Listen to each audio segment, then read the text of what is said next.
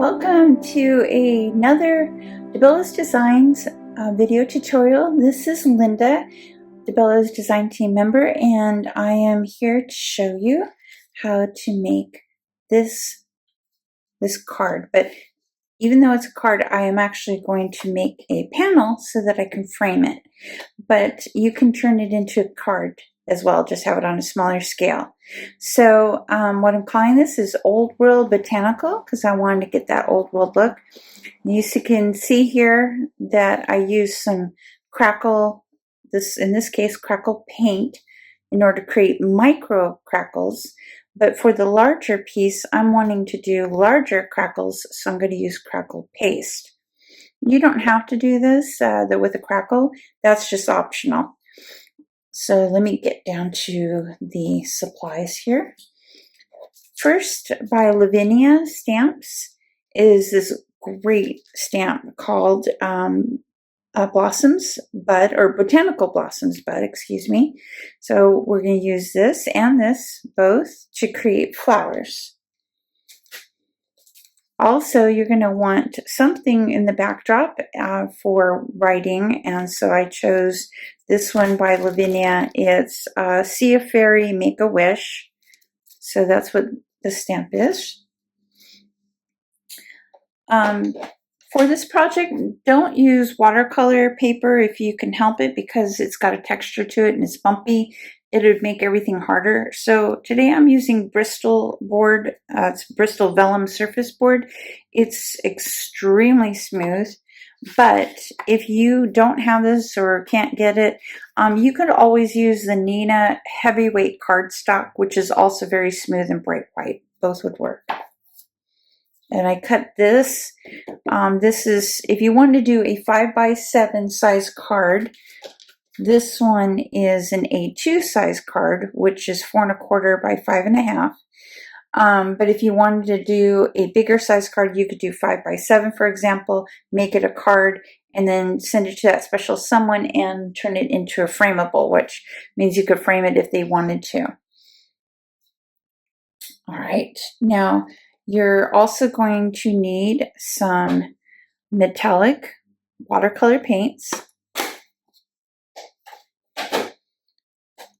For stamping, I'm using the VersaFine Onyx Black.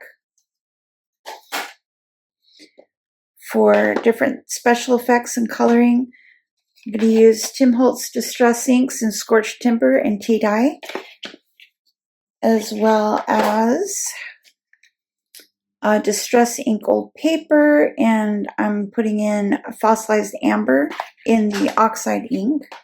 You're going to need a stamping platform unless you're comfortable using stamping blocks. If you want to put in a frame, like what I did, and again, that's optional. You don't have to, especially if you're framing it. The frame can act, or it would act as a double mat. Either way, no frame or without. With frame or without, excuse me. I used this grid ruler. It is awesome. I can't imagine life without it. And so also told you optional Crackle Paste. If you use Crackle Paint by Tim Holtz, it creates micro crackles, which are really small. Crackle Paste creates a bigger crackling effect. For some of the gold leafing that we're going to do today, you're going to need sticky embossing powder. You're going to need some gold flakes of some sort. Okay. You're going to need detail brushes. I love these things. They're not expensive. You can get them on Amazon if you want to. You're going to need a round watercolor brush.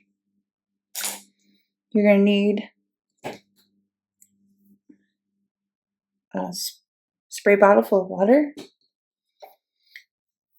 You need a fluffy kind of brush for the excess gold to get it off.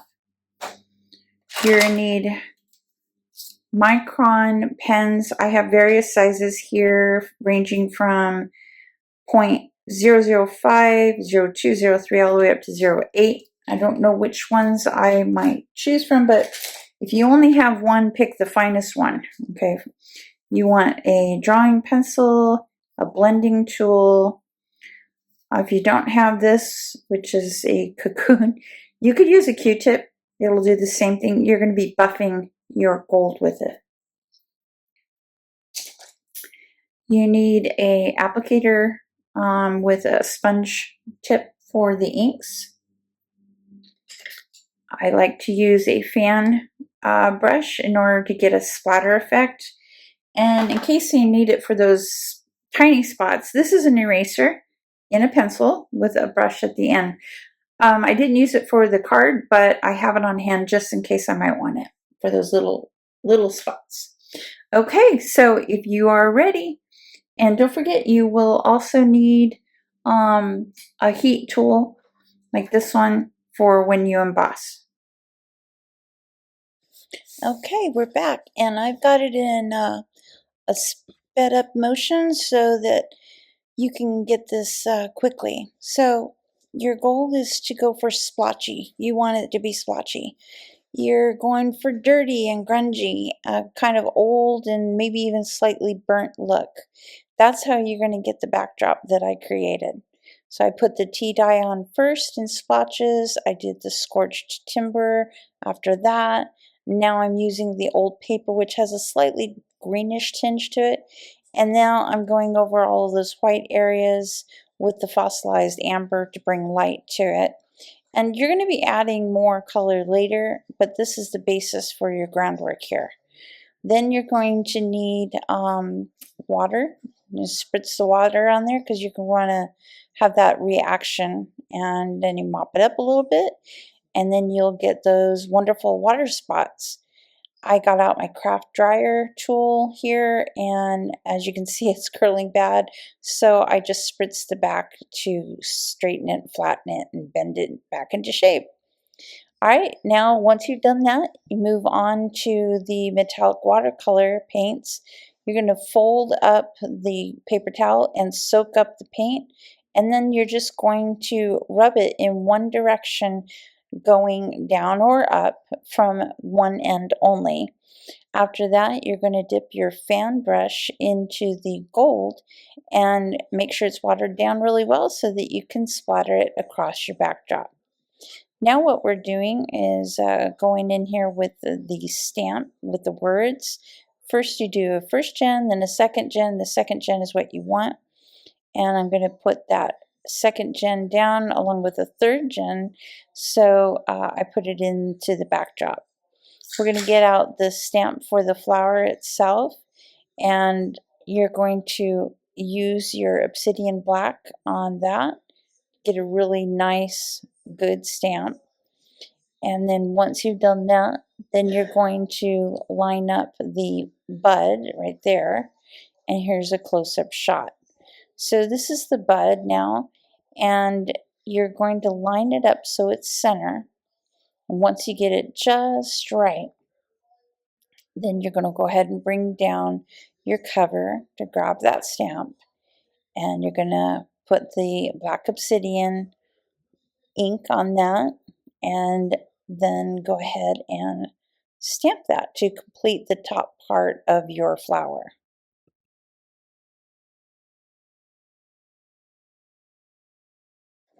Okay, now we're ready to get out our drawing tools. Have your pens handy because we're going to make the stem and the leaves and the tendrils that match the stamp that you already put down. So I've got my Micron pen here. I'm grabbing a couple of numbers. You want the smallest nib possible, and if you want to, you could go with other sizes while you're drawing. That's optional. And then the white tortillon thing right there, that's the blender you're going to need. So I'm going to go ahead and speed this up and play some music so you can watch. All right, here we go.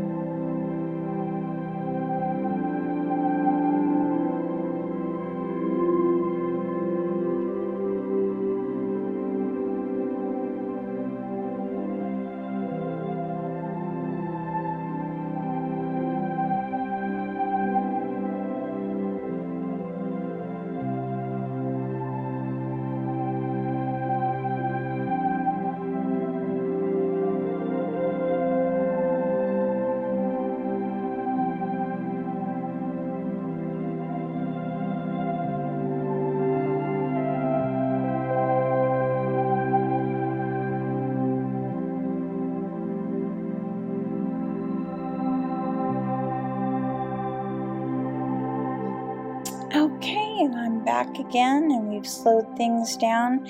We're going to now go on to one of the fun parts, which is the gilding.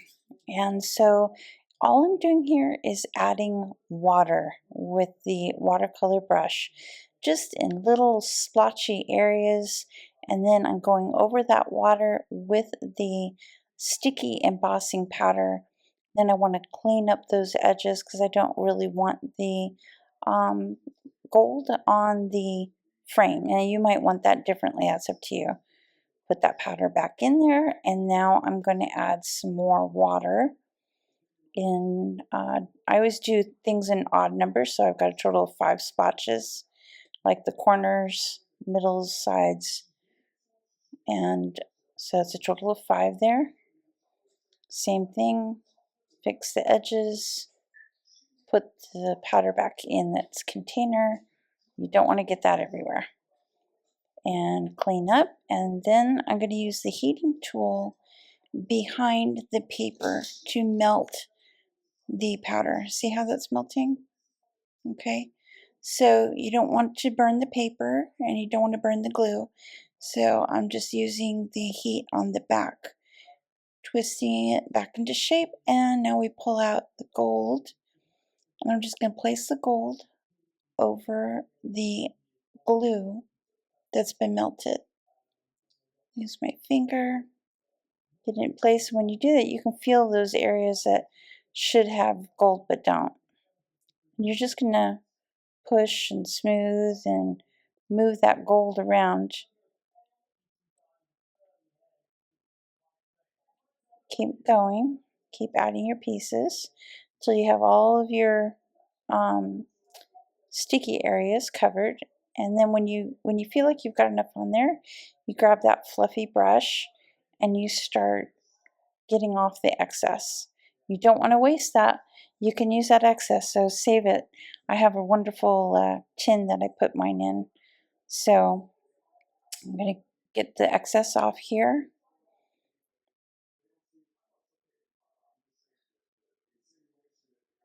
Once you get the excess together, put it back into your tin.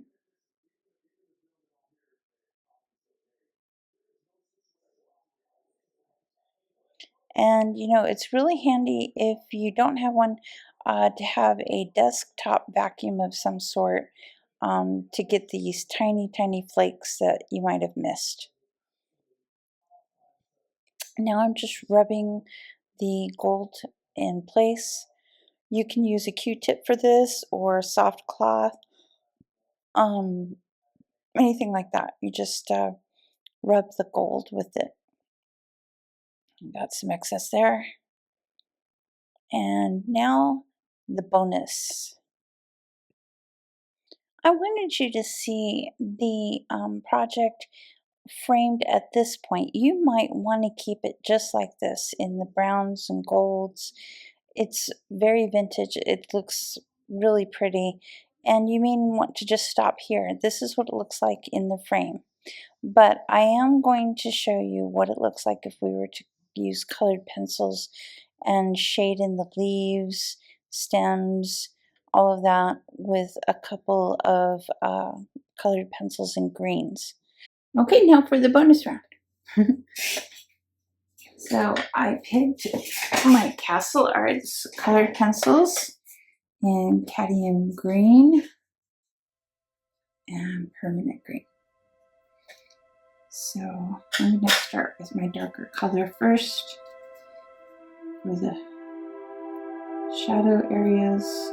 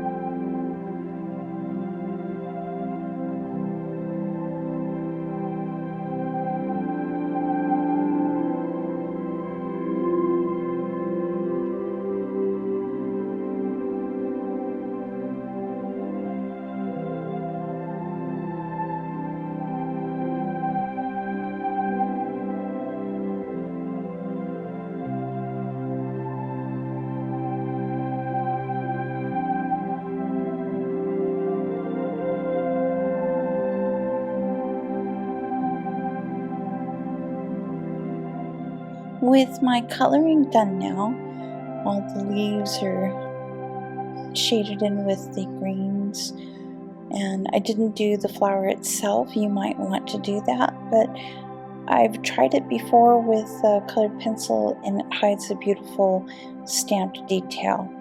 So I'm going to leave it the way it is. You might want to put crackle paste or paint around the frame. I'm choosing not to do that like I did with this card. If you use the paint, you just brush on with a sponge brush, real thin coat of the paint, and set it aside for a few hours for it to dry and get those micro cracks. If you use the paste, you might want to use a spatula, and then again you let it dry so it'll crackle with the bigger cracks. And this piece, since I'm considering it done, I'm putting it into what's called a 5x7 frame. Even though it's an inch bigger, it usually comes with a mat. I don't want a mat because I put one on my piece, so it's already built in. And there it is, the final reveal, and it's something that I really love. I hope you enjoyed today's video, and please like, subscribe, and leave a comment. And I'm wishing you much love today and always. Thank you so much. Bye-bye.